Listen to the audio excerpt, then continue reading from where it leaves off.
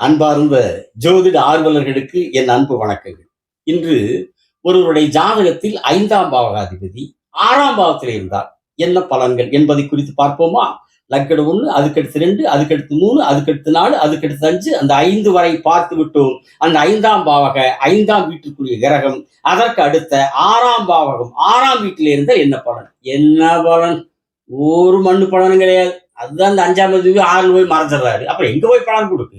ஆதிபத்தி பலன் கிடைக்காது, காரகத்து பலன் கிடைக்காது அப்படின்னு தான் நம்ம நினைப்போம் இல்லைங்களா?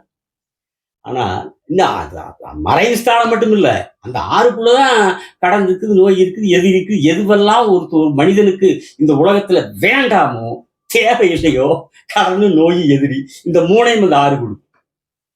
மனுஷனுக்கு பிடிக்காது, சிச்சி இந்த கருமை வேண்டாம் போ, அந்த கடன், நோய், எதிரி அது அங்கதான் இருக்கு. ஆனால் ஒரு மனிதனுக்கு பிடித்த தேவையான அடிப்படையான வாழ்வாதார ஜீவனத்திற்கு தேவையான மிக மிக முக்கியமான ஒரு தன்மையும் அந்த 6க்குள்ளதான் இருக்குது. என்ன? வேலை. இல்லைங்களா? சொந்த தொழில்ங்கிறது 100க்கு ஒரு 15, 20, 25 பேர் செய்வாங்க. ஆனால் 75% பேர் வேலை. அது உடல் உழைப்பாக இருக்கலாம், அறிவுபூர்வமான வேலையா இருக்கலாம், கல்விக்கேற்ற வேலையா இருக்கலாம். வேலை வேலைதான் இல்லைங்களா? அதுல மாசம் 5,000 சம்பளம் வாங்குறதும் வேலைதான், 50,000 சம்பளம் வாங்குறது வேலைதான், 5 லட்சம் வாங்குறது வேலைதான் இல்லைங்களா? அப்படி ஒரு 6ஆம் இடம் தான் ஒரு மனிதனுக்கு வேலை என்கிற ஒன்றை குறிப்பது. 12 ராசி கட்டங்களிலேயும் ஒரு மனிதனுக்கு வேலையை குறிக்கிற 6ஆம். இப்ப அங்க சூரியன் இருக்கார், 5ஆம் அதிபதியாகி 6 இருக்கார். எலக்ட்ரானிக், எலக்ட்ரிக்கல், மெடிக்கல் துறை, இந்த மருந்து கடை, இந்த மாதிரி அமைப்புகள்ல வேலை அமையும்.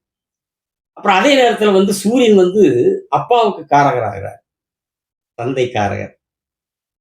தந்தையோடு கருத்து வேறுபாடுகள், கருத்து முரண்பாடுகள் ஏற்படும். சொல்ல போனா அப்பாவை எதிரி மாதிரி பார்ப்பாங்க வைங்கள. பொதுவாவே உலகத்துல பெற்றோர் குழந்தைகள் எதிரி மாதிரிதான் பார்ப்பாங்க. ஏன்னா நல்லது சொல்லுவோம், அறிவு சொல்லுவோம், அப்படி நடக்காது, இப்படி நட, அப்படி நடன்னு சொல்லுவோம். அவங்களுக்கு அப்படி எரிச்சா எதிரி மாதிரிதான் பார்ப்பாங்க.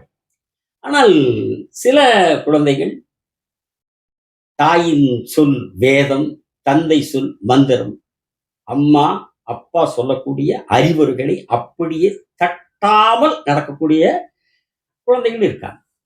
பொதுவா அந்த மாதிரி இருக்கக்கூடிய ஒரு உலக அமைப்பு எல்லாமே எந்த காலத்திலையும் அப்படித்தான் வைங்களேன். இப்போ 6ல போய் சூரியன் இருக்கிற போது தந்தையோடு கருத்து மாறுபாடு. சரி, சந்திரன் இருக்கிறாங்க, 5ஆம் அதிபதி 6 இருக்கிறாங்க நீங்க.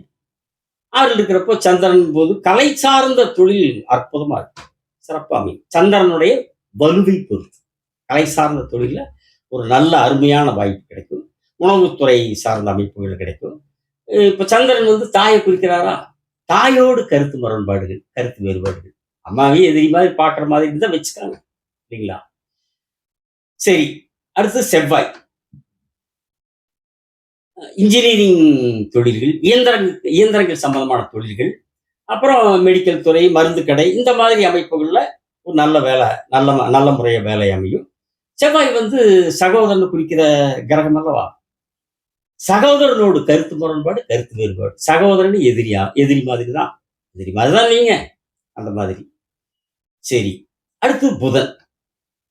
5ஆம் அதிபதியாகி 6 இருக்கிறார். கல்வி சார்ந்த அமைப்புகள்ல அருமையான வேலை கிடைக்கும்.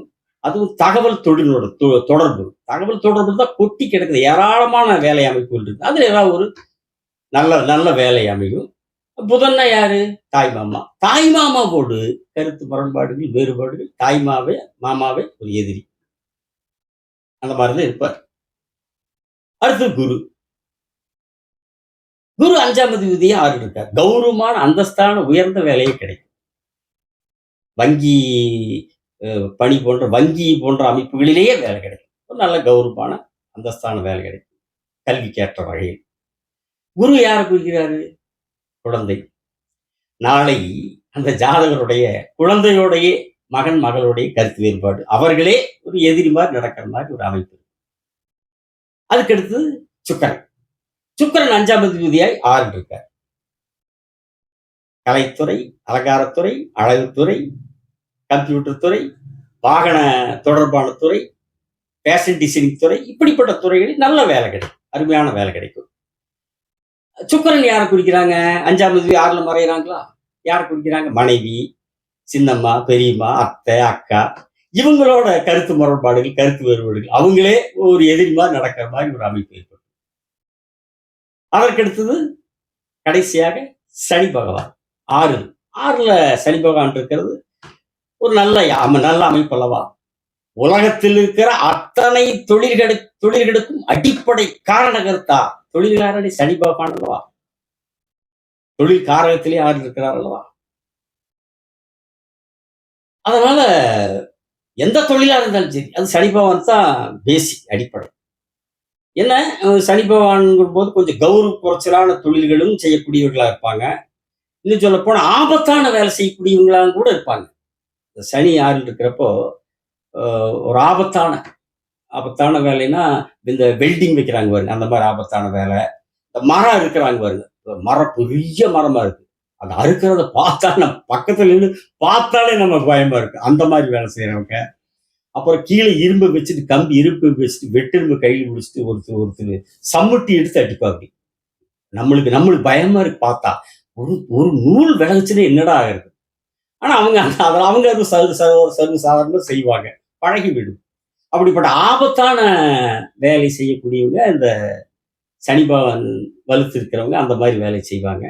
கற்ற கல்விக்கேற்பவும் சிறந்த வேலைகள் கிடைக்கும். இந்த ஜாதகப்படி என்ன படிப்பு படிச்சிருக்கிறார் அந்த படிப்புக்கேற்பவும் ஒரு நல்ல அருமையான வேலை கிடைக்கும், இல்லைங்களா? ஆனா ஒண்ணு, இந்த 6ஆம் இடத்தில் இருக்கிற கிரகங்களின் மூலமாக மட்டும்தான் வேலை அமையும் என்பது அல்ல. ஒரு ஜாதகத்துல பல்வேறு வகையில் வேலைகள் அமையும். ஏன் 10ஆம் இடம் மூலமா கூட வேலை அமையும், அல்லது 2ஆம் இடம் தனஸ்தானம், அல்லது 11ஆம் இடம் லாபஸ்தானாதிபதி, அல்லது எந்த கிரகம் நல்ல ஒரு சுப வலு அமைப்போடு இருக்கிறதோ அந்த மாதிரி அமைப்புல, தசாபுத்தி அமைப்புல இப்படி வேலைகள் அமையும். இப்படி ஒரு ஜாதகருக்கு வேலைகள் அமையக்கூடிய அமைப்புகளில் இதுவும் ஒன்று. சரிங்களா? இதுவும் ஒன்று. ஆனா இந்த இடத்துல ஒண்ணு பாருங்க, ஒவ்வொரு கிரகத்துக்கு ஒரு தன்மை, இல்லைங்களா? ஒவ்வொரு கிரகத்தினுடைய அமைப்பு. ஆனால் இந்த 5ஆம் அதிபதியாகி 6லே அமர்கிற போது எல்லா கிரகங்களும் ஒரே மாதிரி ஒரு விஷயத்தில் பலன் தருவார். ஒரே மாதிரி.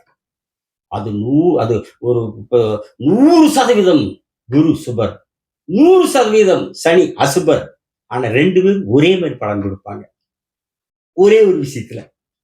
குரு சுக்கிரன் வளர்வழி சந்திரன் தனித்த புதனெல்லாம் சுபகிரகங்களா? சனி சூரியன் செவ்வாய் தேய்வரை சந்திரன் அசுப கிரகங்களா? இதுல சனி முழு அசுபர், சூரியன் அரை அசுபர், செவ்வாய் முக்கால் அசுபர், தேய்வர சந்திரன் ஆயிட்டா அவங்க முழுமே அசுபர் ஆயிடுறாங்களா? இந்த பக்கம் போற சுபகிரகங்கள். ஆனால் இந்த கிரகங்களாக இருந்தாலும் சரி, அசுப கிரகங்களா இருந்தாலும் சரி, 5ஆம் அதிபதியாகி 6ல் இருக்கிற போது இந்த சுப அசுப கிரகங்கள் மொத்தமும் ஒரே விஷயத்தில் ஒரே பலனை தரும். அது கெட்ட பலனை தரும். என்ன பலன்? புத்திர பாக்கியத்தை தாமதப்படுத்துவார். குழந்தை பிறப்பு தாமதமாகும். இந்த இடத்துல சுபம் அசுபங்கிற வேலையில் பார்த்தீங்களா? தாமதம் தான். உத்தரத்துக்கு கொடுத்துருவாங்க. அது அசுப சனியா இருந்தாலும் கொடுத்துருவாரு, குருவா இருந்தாலும் கொடுத்துருவாரு, யாரா இருந்தாலும் கொடுப்பாங்க. தாமதமாகும். 5ஆம் அதிபதி 6ல் இருக்கிற போது குழந்தை பிறப்பு புத்திர பாக்கியம் தாமதமாகும். அவ்வளவுதான். ஆனா புத்திர பாக்கியம் விட்டு தாமதமாகும். ஆனா இதுல என்னன்னா, ஒரே மாதிரி சுபகிரகம் சரி அசுப கிரகம் சரி பலன் தர்றாங்க பார்த்தீங்களா? இதுதான் ஜோதிடத்துக்குள்ளே அவிழ்க்க முடியாமல் இருக்கிற புதிர் முடிச்சுகள், அதிசய ஆச்சரியங்கள், ஆச்சரிய அதிசயங்கள், இல்லைங்களா? அதே மாதிரி கொஞ்சம் 5ஆம் அதிபதி 6ல் இருக்கிறப்போ 6 வைத்த குறிக்கிறது. 5ஆம் இடம் வைத்த குறிக்கிறது. 6 அடி வைத்து குறிக்கிறது. 5ஆம் இடம் வயிறுன்னா 6 நோயை குறிக்கிறது, இல்லைங்களா? இப்போ வயிற்றுல ஏதாவது சின்ன சின்ன கோளாறு ஏற்படும், அவ்வளவுதான். வயிற்றுல அந்த 5ஆம் அதிபதி போய் வயிற்றுக்குண்டான கிரகம் போய் 6ல் இருக்கிற போது 6ம் அடி வைத்து குறிக்கும். அப்போ அது நோயை குறிக்கக்கூடிய இடமா இருக்கிறதுனால வயிற்றுல சின்ன சின்ன ஏதாவது கோளாறு இருக்கும், அவ்வளவுதான், வேற ஒண்ணும் கிடையாது. சரிங்களா? அப்போ 5ஆம் அதிபதி 6ல் இருக்கிற போது என்ன பலன் என்பதை குறித்து இன்றைக்கு பார்த்திருக்கிறோம். அடுத்த காணொளியில் 5ஆம் அதிபதி 7ஆம் பாவத்தில் இருந்தால் என்ன பலன் என்பதை குறித்து எனக்கு தெரிந்த ஜோதிட கருத்துக்களை உங்களோடு பேசுகிறேன். சப்ஸ்கிரைப் செய்தவர்களுக்கு நன்றி, செய்யாதவர்கள் செய்யுங்கள் என்று கேட்டு விடைபெறுகிறேன். வணக்கம், நன்றி.